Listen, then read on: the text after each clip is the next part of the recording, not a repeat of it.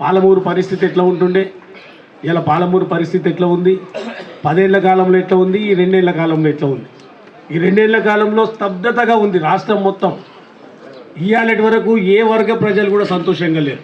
నా రైతులు సంతోషంగా లేరు, విద్యార్థులు సంతోషంగా లేరు. ఏ వర్గాన్ని తీసుకున్నా కూడా రియల్ ఎస్టేట్ మొత్తం కుప్పగూలిపోయింది. ఇలా పాలమూరు జిల్లా నుంచి నేను ముఖ్యమంత్రి అయితా అని మాటలు చెప్పి 14 కాన్స్టిట్యూన్సీలో 12 గెలిపిస్తే ఇవాళటి వరకు పాలమూరు రంగారెడ్డి ఒక్క అడుగు కూడా ముందలుకోలేదు. అందుకే కేసీఆర్ గారు 21 నాడు మీటింగ్ పెడతా ఉన్నాడు. ఆ ప్రాజెక్టుల మీద మళ్ళీ ఉద్యమ కార్యాచరణ తీసుకోవాలని.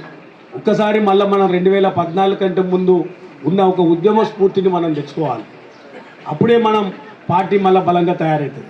అప్పుడే గ్రామాల్లో డెవలప్మెంట్ అవుతుంది.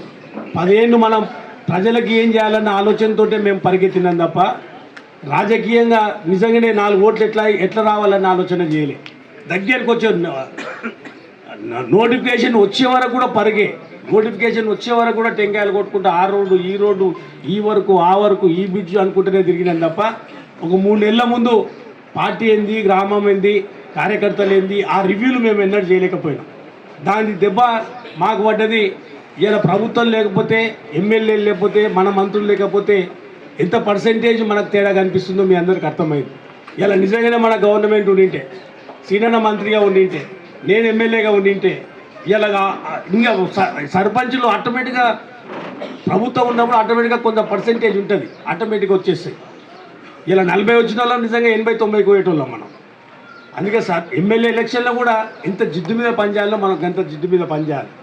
ఇంతకుముందు అన్నట్లు అందరు మన సర్పంచ్లే ఉన్నాం, అయినా కూడా ఓడిపోయినాం. ఎందుకు ఓడిపోయినాం? గెలిచినాంలే అన్న భావన.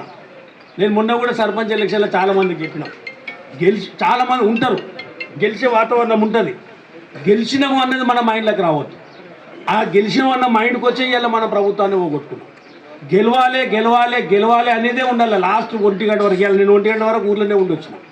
అంటే పోలింగ్ అయ్యే వరకు కూడా ఆ భావనతో మనం పనిచేస్తే రిజల్ట్ వేరే లాకుంటుంది. అందుకే రేపు లోకల్ బాడీ ఎలక్షన్లో బ్రహ్మాండంగా అవకాశాలు మనకు ఉన్నాయి. కంబైన్డ్గా కష్టపడడం, కంబైన్డ్గా ఉందాం.